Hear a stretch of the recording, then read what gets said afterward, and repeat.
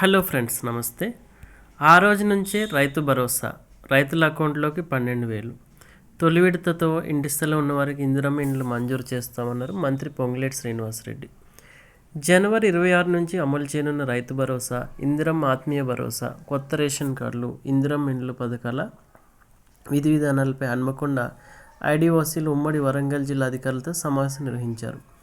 ఈ సందర్భంగా మాట్లాడిన ఆయన అర్హులైన ప్రతి ఒక్కరికి ప్రభుత్వ పథకాలు అందించడం తమ లక్ష్యం అన్నారు. గత ప్రభుత్వం 10 ఏండ్లు రేషన్ కార్డులు ఇవ్వలేదు. ఈ ప్రభుత్వం నిరంతరం జరిగే ప్రక్రియ. గతంలో దరఖాస్తు చేసుకుని పక్షులు మళ్ళీ దరఖాస్తు చేసుకోవాలని చెప్పారు. ఈ సందర్భంగా ఆయన మాట్లాడుతూ మొదటి విడతలో ఇందిరమ్మ ఇండ్లు అయితే స్థలం ఉన్న వారికి ఇస్తామని చెప్పారు. ఆయన అర్హులైన ప్రతి ఒక్కరికి ప్రభుత్వ పథకాలు అందుతాయని చెప్పారు. అయితే మొదటి విడతలో లబ్ధి చేకూరిన వారికి తర్వాత విడతల్లో లబ్ధి చేకూరుస్తాం. అర్హత ఉండి ప్రజాపాలన యాప్లో నమోదు కాని దరఖాస్తులు మాన్యువల్గా నమోదు చేసుకోవాలని సూచించారు. గత ప్రభుత్వం కొండలకు గుట్టలకు రైతు బంధు ఇచ్చింది. తాము అలాంటి తప్పు చేయమన్నారు మంత్రి పొంగులేటి. సాగుకు యోగ్యమైన భూములకే రైతు భరోసా ఇస్తామని చెప్పారు.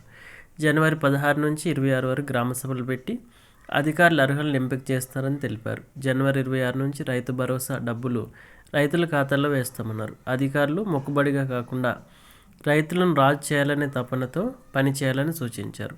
శాంతి భద్రతలకు విఘాతం కల్పించకుండా అధికారులు సమన్వయంతో పనిచేయాలని ఆదేశించారు పొంగులేటి శ్రీనివాసరెడ్డి.